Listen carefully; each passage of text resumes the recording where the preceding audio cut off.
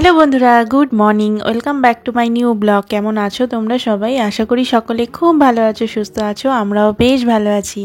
দিনটা হচ্ছে রবিবার, 24শে নভেম্বর। বাজে এখন সকাল 8:30। তোমাদেরকে সঙ্গে নিয়ে এখন থেকে আজকে ব্লগটা শুরু করছি। পুরো ব্লগটা জুড়ে তোমরা সাথে থাকো। আশা করি তোমাদের আজকে ব্লগটা খুব ভালো লাগবে।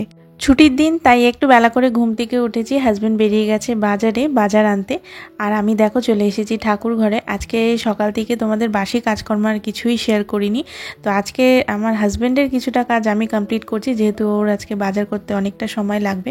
তার কারণটাও ক্রমশ প্রকাশ্য তোমাদেরকে অবশ্যই বলবো, কিন্তু ওর যেহেতু একটু লেট হবে, তাই জন্য ভাবলাম যে আমি গপুকে ঘুম থেকে তুলে ফেলি। আর সকালবেলা তো বাসি জামা কাপড় চেঞ্জ করেই নিয়েছি, ফ্রেশ ট্রেশ হয়ে নিয়েছি। তো ঘরের সমস্ত কিছু পরিষ্কার টরিষ্কার করে, মানে বাসি কাজকর্ম যা যা থাকে সেগুলো সব কমপ্লিট করে এখন দেখো ঠাকুর ঘরে এসে ঠাকুরঘরটা একটু মুছে নিলাম। আর ঠাকুর ঘরে এসে একটা কি জিনিস দেখেছি বলো তো? এই দেখো, আমার গোপুসোনা খেলতে খেলতে টেডি বিয়ারটাকে আর কি, মানে ওর যে একটা টেডি বিয়ার রয়েছে, মেলা থেকে কিনে দিয়েছিলাম, তোমাদের সাথে শেয়ারও করেছিলাম। তো সেই টেডি বিয়ারটাকে দেখো মশারির বাইরে ফেলে দিয়েছে। আমাদের ছোট বাচ্চারা যেরকম হয় যে খেলতে খেলতে আর কি খাট থেকে মানে পুতুল বা কোনো টেডি বিয়ার থাকলে পরে ফেলে দেয়, বা আমাদের বড়দেরও হয়, দেখবে পাশ বালিশগুলো অনেক সময় ঘুমের ঘোরে মানে পড়ে যায় মাটিতে। তো সকালবেলা ঘুম থেকে উঠে দেখি মাটিতে পড়ে রয়েছে, ওটা ঘুমের ঘরে হয়েই থাকে। তো এটা দেখে না আমার এত ভালো লাগলো, মনে হলো যেন স্বয়ং ভগবান শুয়ে রয়েছেন। এবং সত্যি আমার গোপালের মধ্যে স্বয়ং একটা কৃষ্ণ ঠাকুরের আর কি বাল্যরূপটা সত্যিই রয়েছে। মানে সকালবেলায় মনটা এত ভালো হয়ে গেল না এই দৃশ্যটা দেখে, কি বলবো তোমাদেরকে। তো খুব আনন্দ হচ্ছিল। তো গপুকে আমি ঘুম থেকে তুললাম সুন্দর করে প্যাম্পার করে, আর এখন তো বেশ ভালোই ঠান্ডা পড়ে গেছে। তো ওকে না সকালবেলা ঘুম থেকে তুলিয়ে এরকমভাবে একটু মুখটা ভালো করে পরিষ্কার করে দেওয়া হয়। মানে আমরা যেরকমভাবে নিজেদেরকে পরিষ্কার করি সকালবেলা ঘুম থেকে উঠে, বাসি ড্রেসপত্র চেঞ্জ করে মুখ ঠুক পরিষ্কার করে একটা নতুন বস্ত্র পরিয়ে ওকে দেখো আসনে বসিয়ে দিলাম। আর ওর ফেভারিট বাসি, সেটা তো ভুললে চলবে না। তো বাসিটা দিয়ে ওকে একটু হালকা ফুলকা একটু সাজিয়ে গুজিয়ে দিলাম। তো ও হচ্ছে সকলের নয়নের মণি এবং সবচেয়ে ছোট সদস্য, তো ওকে একটু সুন্দর করে সাজিয়ে গুছিয়ে প্যাম্পার না করলে তো হবেই না। তাই দেখো উলের জামা পরিয়ে সুন্দর করে সাজিয়ে আসনে বসিয়ে দিলাম। আর সকালবেলা ভোগে নিবেদন করলাম হচ্ছে মিছরি। তো এবার গোপুসোনাকে ভোগ নিবেদন করে ওকে একটু আরতি করলাম, সব ঠাকুরদেরই আরতি করে একটু প্রণাম সেরে এখন ও মানে গপুকে যে আগের দিনকে জামাটা পরিয়ে শোয়ানো হয়েছিল বাসি জামাটা, সেটা একবারে ধুয়ে দিলাম, কারণ এটা উলের জামা তো ভালো করে রোদ না পেলে পরে শুকোবে না তাড়াতাড়ি। আর এবার কয়েকটা না গপুর উলের জামা কিনতে হবে, মানে খুব কমই রয়েছে। শীতের তো বেশি জামা থাকে না, আমাদেরও থাকে না। তো ও তো একদম ছোট্ট সদস্য, মাত্র 2 বছর বয়স ওর। তো সেইখানে ওর কি করে থাকবে? ওর গরমের জামা অনেক, ফ্যান্সি জামা অনেক, কিন্তু শীতের জামা খুব একটা বেশি নেই, তাই শীতের জামা কয়েকটা কিনতে হবে। তো দেখি যেদিন বাজারে যাব কিনে নিয়ে আসবো, আর তোমাদের সাথেও অবশ্যই শেয়ার করব। আর এই যে জলটা দেখলে, ওই জলটা রাখলাম হচ্ছে গপু স্নানের জল। তো ওটা নিয়ে এসে ছাদে রোদে দিয়ে দিলাম। ওকে এই মানে গরম জল দিয়ে স্নান করানো হয়, মানে আমরাও গরম জলে স্নান করি, ওকেও গরম জলে স্নান করানো হয়। তো ওই জলটা রোদে দিয়ে এখন দেখো রান্নাঘরে চলে এসেছি। তো বাইরে যেহেতু গেছিলাম না, ঘরে থাকলে অতটা ঠান্ডা লাগে না, ছাদে যেই গেছিলাম সামনে ছোটো ছাদে এত হাওয়া দিচ্ছে না বাইরে, তো একটু হালকা হালকা ঠান্ডা লাগছে দেখে এই ওড়নাটা আবার একটু গায়ে দিয়ে নিলাম। তো তোমাদেরকে আগের ব্লগেই বলছিলাম যে বেশি ভারী কোনো কিছু গায়ে দিয়ে না কাজ করতে খুব অসুবিধা হয়, গরম লেগে যায় চট করে। এখন তো সেরকম শীত পড়েনি, তো এরকম হালকা ফুলকা কিছু গায়ে দিয়ে কাজ করতে খুব সুবিধা হয়। তো সেই জন্য এই আর কি ওড়নাটাই গায়ে দিয়ে নিলাম। নিয়ে এখন রান্নাঘরে এসে প্রথম কাজটা করলাম, সিঙ্ক ঝুড়ে বাসন ছিল। তোমাদেরকে আগের দিনের ব্লগে শেয়ার করেছি যে আগের দিন রাতে বেশ সুন্দর আর কি ডিনার বানানো হয়েছিল, লুচি, তারপরে ফুলকপি আলুর তরকারি, এসব খাওয়া দাওয়া হয়েছিল। তো প্রচুর বাসন পড়েছিল, তো সেই সব বাসনগুলোকে আর কি মেজে ঘষে রাখা হয়েছে। তো ওগুলোকে আগে গুছিয়ে সব জায়গা মতন এখন দেখো প্লেস করে দিচ্ছি। এটাও একটা বড় কাজ থাকে, মানে প্রতিদিন রান্নাঘরে ঢুকে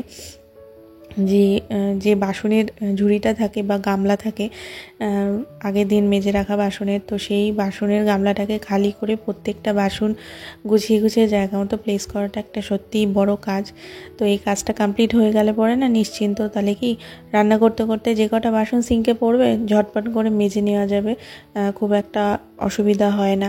সেই জন্যই আর কি প্রথমে রান্নাঘরে ঢুকেই কাউন্টার টপটা মুছে নিয়ে আগে বাসনের ঝুড়িটা বেশিরভাগ সময় আমি ক্লিন করে নিয়ে তারপরে অন্যান্য কাজে মানে আর কি শুরু করি, কাজে হাত দিই। তো যাই হোক বন্ধুরা, দেখো তোমাদের সাথে কথা বলতে বলতে কিন্তু আমার অনেকগুলো কাজই কমপ্লিট হয়ে গেল। সমস্ত বাসন গুছিয়ে জায়গা মতো তুলে দিয়েছি। আর এখন প্রথমে খাবো একটু চা না খেলে এখন আর কাজে এনার্জি পাচ্ছি না। সকাল থেকে চিয়া সিডটা খাওয়ারও টাইম পাইনি, তো ভাবলাম একবারেই রেডি করে নিই।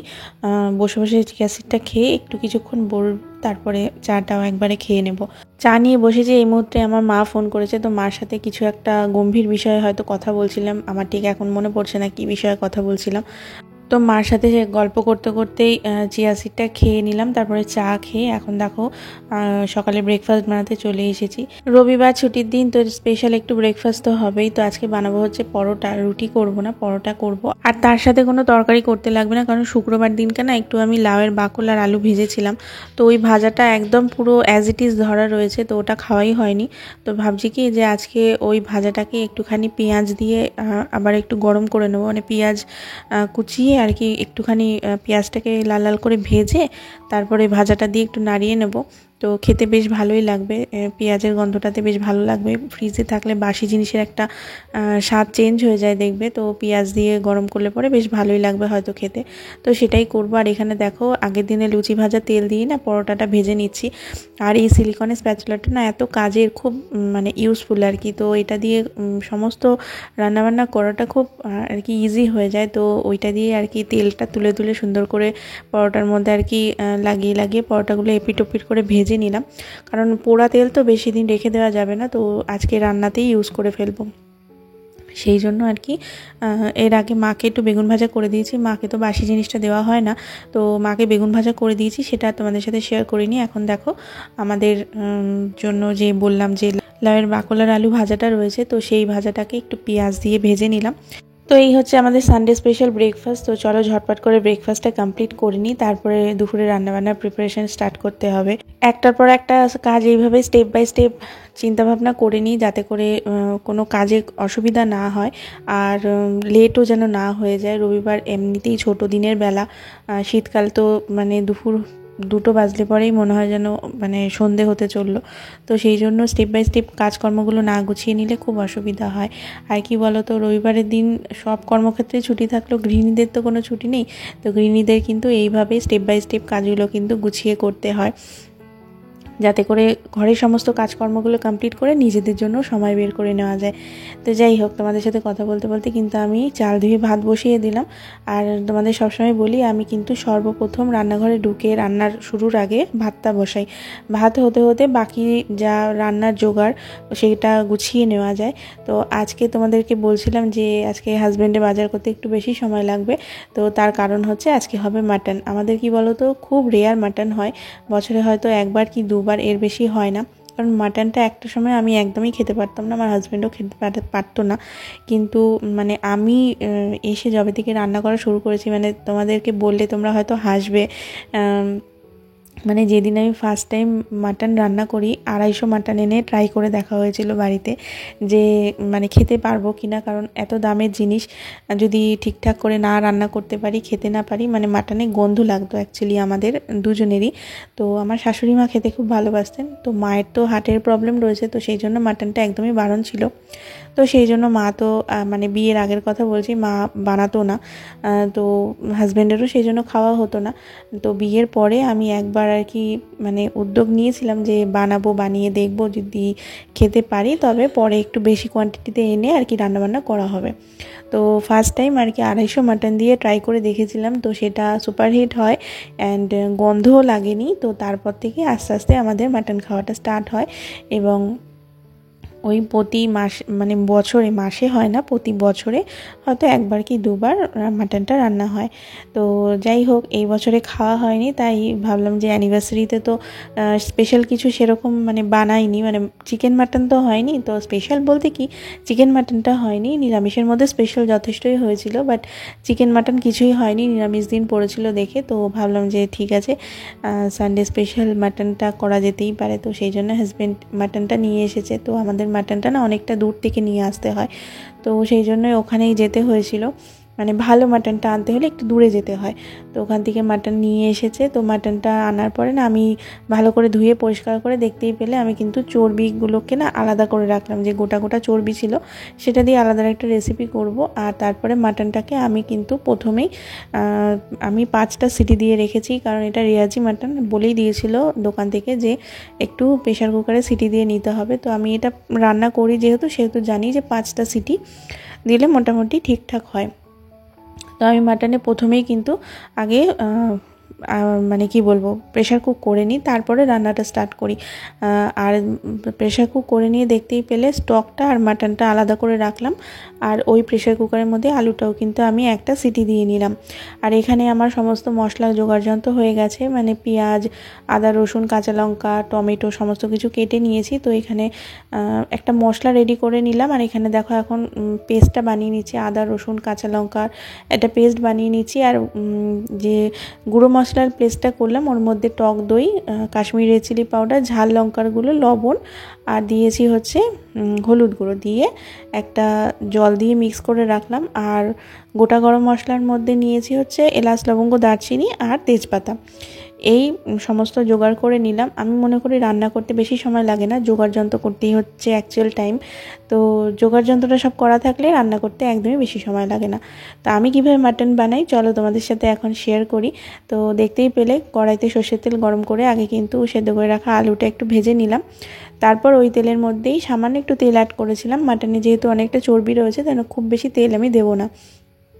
তো এখানে দেখো কড়াইয়ের মধ্যে যখন তেলটা একটু গরম হয়ে গেল, যে ফোড়নটা রেডি করে রেখেছিলাম গোটা গরম মশলা, তেজপাতা, সেটা দিয়ে দিলাম। আর সবার প্রথমে দিয়েছিলাম একটু চিনিটা দিলে না কালারটা খুব ভালো আসে মাটনের। আর মানে মাটন বলে না, যে কোনো রান্নাতেই ফোড়নে একটু চিনি দিলে কালারটা খুব ভালো আসে, তেলটা উপরে ভেসে ওঠে, খুব ভালো কালার আসে। আর এখানে দেখো পেঁয়াজ আর টমেটোটা একটু ভাজা ভাজা করে নিয়ে আমি পেটে রাখা যে মশলাটা ছিল আদা, রসুন, কাঁচা লঙ্কার পেস্ট, ওটাও দিয়ে ভালো করে একটু কষিয়ে নিয়ে এখন যে গুঁড়ো মশলাটা দইয়ের সাথে পেস্ট করে রেখেছিলাম সেটাও দিয়ে দিলাম। দিয়ে দেখো এখন ভালো করে কষতে কষতে পুরো একদম তেল যখন ছেড়ে আসবে মশলা থেকে, সেই সময় দিয়ে দেবো হচ্ছে সেদ্ধ করে রাখা মাটনটা। এবার হচ্ছে মাটনটা দিয়ে সুন্দর করে কষাতে হবে, যত ভালো কষাবে তত সুন্দর হবে মাটনটা এবং নরম হবে। তো আমি তোমাদেরকে বললামই যে 5টা সিটি দিয়ে রেখেছি মাটনটাকে। আর বাকি রান্নাটা কিন্তু মানে বাকি যে সেদ্ধ হওয়াটা, এতে কিন্তু মাটনটা ফুল সিদ্ধ হয় না, হাফ সিদ্ধ হচ্ছে। আর বাকি সেদ্ধটা কিন্তু আমি এই কষানোর সময় করব। তো দেখো কষতে কষতে কষতে কষতে মানে কালারটা চেঞ্জ হয়ে যাবে, তোমরা দেখেই বুঝতে পারবে। তো যত সুন্দর কষানো হবে মাটনের টেস্ট তত ভালো হবে, সেটা যে কোনো রান্নাতেই, মাটনের ক্ষেত্রেও তাই। আর বলে রাখি আমি কিন্তু মাটনে জিরের গুঁড়ো বা ধনের গুঁড়ো এগুলো কিন্তু কিছু ইউজ করি না। এছাড়াও মাটনের টেস্ট খুব ভালো হয়। আমার কেন জানি না মনে হয় যে জিরের গুঁড়ো আর ধনের গুঁড়ো ইউজ করলে মাটনের যে ফ্লেভারটা রয়েছে সেটা চেপে যাবে। তো সেই জন্য আমি কিন্তু জিরের গুঁড়ো, ধনের গুঁড়ো একদমই ইউজ করি না মাটনে। তো দেখো আমি তোমাদেরকে একটুখানি মাংসগুলো তুলে তুলে দেখাচ্ছিলাম যে কষতে কষতে অনেকটাই আর কি কুক হয়ে গেছে। আর এই কষার টাইমে যতটুকু মাটন থেকে জল বেরোবে ততটুকু তো থাকবেই, তার সাথে সাথে না অল্প অল্প করে যে মাটন সিদ্ধ করার সময় স্টকটা দিয়েছিলাম, তো মানে স্টকটা বেরিয়েছিল আর কি, তো সেই স্টকটা দিয়ে অল্প অল্প করে কিন্তু আমি মাটনটাকে ঢাকা চাপা দিয়ে দিয়ে কষিয়েছি। তো এখনও দেখতে পেলে আবার স্টকটা দিলাম, দিয়ে কিন্তু এরকমভাবে ঢাকা চাপা দিয়ে দিয়ে গ্যাসটাকে মিডিয়াম টু লোতে রেখে সুন্দর করে কিন্তু বেশ সময় নিয়ে কষাতে হবে। তো সুন্দর করে কষিয়ে কষিয়ে দেখো এখন কিন্তু মোটামুটি আমার মাটনটা মানে 95% কুক হয়ে গেছে। তো লাস্টলি আমি দিয়ে দিলাম হচ্ছে ভেজে রাখা আলুগুলো, কারণ আলুটা তো সেদ্ধ হয়ে রয়েছে, তার উপরে ভেজে নিয়েছি, তো বেশিক্ষণ নাড়াচাড়া করা যাবে না আলু দেওয়ার পরে, তাই জন্য অল্প কিছুক্ষণ সময়ের জন্যই আর কি দিয়ে আলুটাকে মশলার সাথে ভালো করে একটু কষিয়ে নিলাম। তারপরে দেখো গরম জল করে রেখেছিলাম, গরম জল দিয়ে দিলাম। এটাতে কিন্তু অবশ্যই গরম জল দেবে। আর স্টক কিন্তু ছিল না, আমি কষানোর সময় মানে যা স্টক বেঁচে ছিল মাটনের কষানোর সময় কিন্তু সেগুলোকে ইউজ করে ফেলেছি।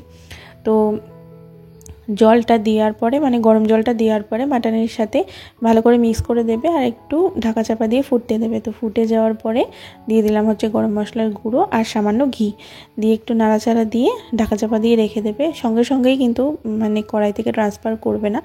তো বেশ কিছুক্ষণ ঢাকা চাপা দিয়ে রাখলে না সব মশলাগুলোর ফ্লেভার একসাথে ইনক্লুড হয়, খুব ভালো একটা গন্ধ বেরোয়। তো এই হচ্ছে প্রায় 1 ঘন্টার পর আমি তোমাদের সাথে আর কি শেয়ার করলাম এই লুকটা। তো কালারটা দেখেই বুঝতে পারছো কেমন হয়েছে। তো চলো স্নান টান করে চলে এসেছি, এখন লাঞ্চ করে নেব। তো এখানে ভাত রয়েছে, স্যালাড রয়েছে আর রয়েছে মাটন কষা। তো এই হচ্ছে আমাদের সানডে স্পেশাল জমজমাট মেনু। কেমন হয়েছে মাটনের কালারটা অবশ্যই জানিও, আর রেসিপিটা কেমন লাগলো সেটাও কিন্তু কমেন্ট করে জানাতে একদম ভুলো না।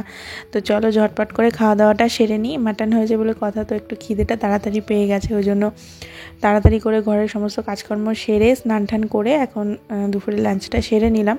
তারপরে লাঞ্চ করে না হাজব্যান্ড অনেক দিন ধরে আইসক্রিম এনে রেখে দিয়েছিল, তো কিছুটা খাওয়া হয়েছে আর কিছুটা ছিল। তো ভাবলাম যে এত সুন্দর লাঞ্চের পরে একটু তো আইসক্রিম খাওয়া যেতেই পারে, তো সেই জন্য দেখো এখন আইসক্রিম নিয়ে নিচ্ছি। তো চলো আইসক্রিমটা আমি এনজয় করি আর একটুখানি বসে বসে মুভি দেখবো ইচ্ছা আছে। তো এইভাবেই আমি আমার টাইমটা স্পেন্ড করি রবিবারের দিনগুলোতে, তাড়াতাড়ি সংসারের কাজকর্মগুলোকে কমপ্লিট করে নিয়ে। তো আজকের ব্লগটা কেমন লাগলো অবশ্যই একটা কমেন্ট করে জানিও, একটা লাইক করে যেতে ভুলো না। তোমাদের একটা লাইক এবং কমেন্ট আমাকে নেক্সট ভিডিও বানাতে অনেক অনেক বেশি মোটিভেট করে। চ্যানেলটা সাবস্ক্রাইব না করে থাকলে অবশ্যই করে দিও, ফ্রেন্ডস ফ্যামিলির সাথে ভিডিওগুলো শেয়ার করো। তোমাদের সাথে দেখা হচ্ছে খুব তাড়াতাড়ি নতুন আরও একটি ইন্টারেস্টিং ব্লগে। সকলে খুব ভালো থেকো, সুস্থ থেকো আর সাবধানে থেকো। টাটা।